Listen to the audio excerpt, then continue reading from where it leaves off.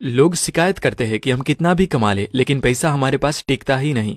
इसका जवाब जानने के लिए आपको मेरे साथ 2500 साल पीछे चलना होगा, दुनिया के सबसे अमीर शहर बेबीलोन में। आप पूछेंगे बेबीलोन ही क्यों? क्योंकि बेबीलोन अपने टाइम का सबसे अमीर शहर था और बेबीलोन का सबसे अमीर आदमी था अरकद। वो इतना अमीर था कि खूब सारे खर्चे, आलीशान जिंदगी और बहुत सारा दान देने के बावजूद भी उसकी दौलत दिन ब दिन बढ़ती ही जाती थी। एक दिन उसके बचपन के दोस्त उससे मिलने आए और बोले, अरकद, तुम बहुत लकी हो कि आज तुम्हारे पास इतना सारा पैसा है, जबकि हम मुश्किल से 2 वक्त की रोटी कमा पाते हैं। तुम अच्छा खाना खाते हो, एक आलीशान महल में रहते हो, कीमती कपड़े और जवाहरात पहनते हो, तब भी तुम्हारी दौलत कम नहीं होती, जबकि हम अच्छी चीजों के बारे में सोच भी नहीं सकते। पर एक टाइम था अरकद, जब हम एक जैसे ही थे, एक ही स्कूल में पढ़ते थे, एक ही गेम खेलते थे। तब तुम हमसे बेहतर नहीं थे और ना ही तुम में कोई एक्स्ट्रा हुनर था। हमने मेहनत भी सेम ही करी। फिर बताओ अरकद, ऐसा तो तुमने क्या किया कि तुम इतने अमीर बन गए? अरकद, क्या तुम हमें अपने अमीर बनने के राज बता सकते हो? अरकद इतना अमीर होने के साथ साथ बहुत हम्बल था, इसलिए उसने अपने दोस्तों को 5 दिन तक पैसों के 5 राज बताए, जो उसने खुद कई सालों पहले एक बहुत ही अमीर आदमी से सीखे थे, जिसे वो आज तक फॉलो करता आ रहा है। अरकद ने अपने दोस्तों को पहले दिन जो सीक्रेट बताया वो था पे योर सेल्फ फर्स्ट। अब आप सोच रहे होंगे, जो सैलरी हमें मिलती है या बिजनेस में हम जो पैसा कमाते हैं वो हम खुद पर ही तो खर्च करते हैं। पर दोस्तों, खुद को पे करने का मतलब ये नहीं है कि आप अपने सारे पैसे खर्च कर दो। यहाँ खुद को पे करने का मतलब है अपनी कमाई का 10% अपनी सेविंग में डालना। हर महीने सैलरी मिलते ही हम कपड़े खरीदते हैं, बिल्स भरते हैं, रेस्टोरेंट जाते हैं, मतलब हम अपनी कमाई सब लोगों में बांट देते हैं सिवाय खुद के। अरकद बताता है कि इंसान चाहे 10,000 कमा रहा हो या 10 लाख, उसे अपनी कमाई का 10वां हिस्सा कमाई मिलते ही सेव कर लेना चाहिए।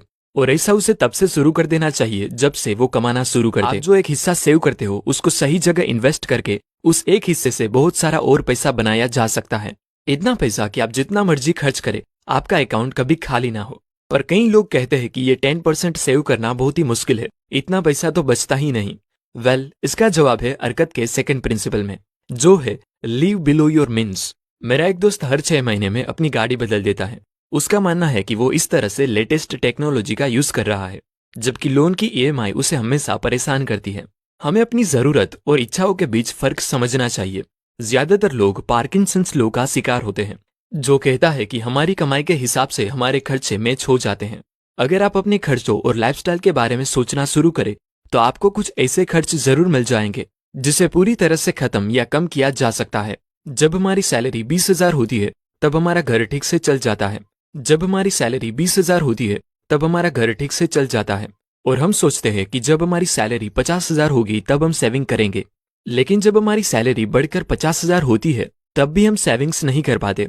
इसका रीजन है, जिस प्रपोर्शन में हमारी सैलरी बढ़ती है उसी प्रपोर्शन में हमारे खर्चे भी बढ़ जाते हैं। इसलिए पैसों को मैनेज करने का सबसे बेस्ट तरीका है हर महीने बजट बनाना, जिससे आप अपनी नीड और वांट्स को आसानी से पहचान पाओगे। उसके बाद अरकद ने अपने दोस्तों को तीसरा लॉ बताया कि make your money work for you. अपनी इनकम का 10% सेव करना केवल शुरुआत है। सिर्फ सेविंग करके कोई अमीर नहीं बन सकता। आपको अपनी सेविंग से काम करवाना होगा, यानी कि उसे इन्वेस्ट करना होगा। अरकद अपने दोस्तों को कहता है कि जब आप एक गोल्ड कॉइन सेव करते हो तो उसे आपका गुलाम बनाओ, जो आपके लिए काम करके आपको और कॉपर के सिक्के बना कर दे, जिन्हें आप फिर से काम पे लगाओ, जो आपको और सिक्के देंगे।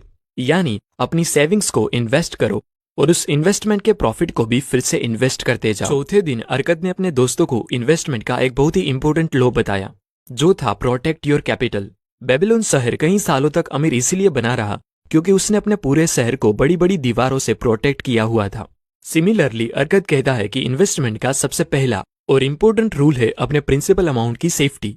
अगर आपके लगाए गए पैसे ही डूब जाने का खतरा हो तो ज्यादा कमाई की लालच में कभी नहीं पड़ना चाहिए, क्योंकि हाई रिस्क हाई प्रॉफिट कभी कभी हाई लॉस भी करवा सकता है। इसलिए ओवर कॉन्फिडेंस में आके अपना पैसा कहीं ऐसी जगह इन्वेस्ट मत कर दे जहां उसके डूब जाने का खतरा हो। आपकी सेविंग आपका ट्रेजर है, जिसे आपको हर प्रकार के नुकसान से बचाना चाहिए। इंटेलिजेंट इन्वेस्टर वॉरेन बफेट कहते हैं कि इन्वेस्टमेंट का फर्स्ट रूल है नेवर लूज मनी, और अरकद भी अपने दोस्तों को वही कहता है कि अपनी सेविंग सिर्फ ऐसी जगह इन्वेस्ट करो जहां पे आपकी प्रिंसिपल अमाउंट सेफ रहे। 5वें दिन अरकद ने 5वां लॉ बताते हुए अपने दोस्तों से कहा कि increase your ability to earn. Arkad कहता है कि जिसके पास ज्यादा विस्डम होगी वो ज्यादा पैसे कमाएगा, इसीलिए इन्फॉर्मेशन को विस्डम में कन्वर्ट करना सीखो। कई सालों बाद जब अरकद बूढ़ा होने लगा तो उसने अपने बेटे नोमसिर को बुलाया और कहा कि मेरे मरने के बाद अगर तुम मेरी जायदाद चाहते हो तो तुम्हें अपनी योग्यता साबित करनी होगी। उसने नोमसिर को सोने से भरा एक बैग और एक लेटर दिया जिस पर 5 लोव्स ऑफ गोल्ड लिखे थे। नोमसिर निनेवा नाम के शहर में पैसा कमाने के लिए गया। वहां उसे 2 आदमी मिले। उन्होंने बताया कि निनेवा में एक मर्चेंट के पास एक बहुत अच्छा घोड़ा है जो कभी नहीं हारता। उस पर पैसे लगाओगे तो बहुत पैसे जीत जाओगे। नोमसिर ने घोड़े पर पैसे लगाए और हार गया। बाद में पता चला कि वो दोनों आदमी घोड़े वाले के साथ मिलकर नए और अमीर लोगों को लूटते थे।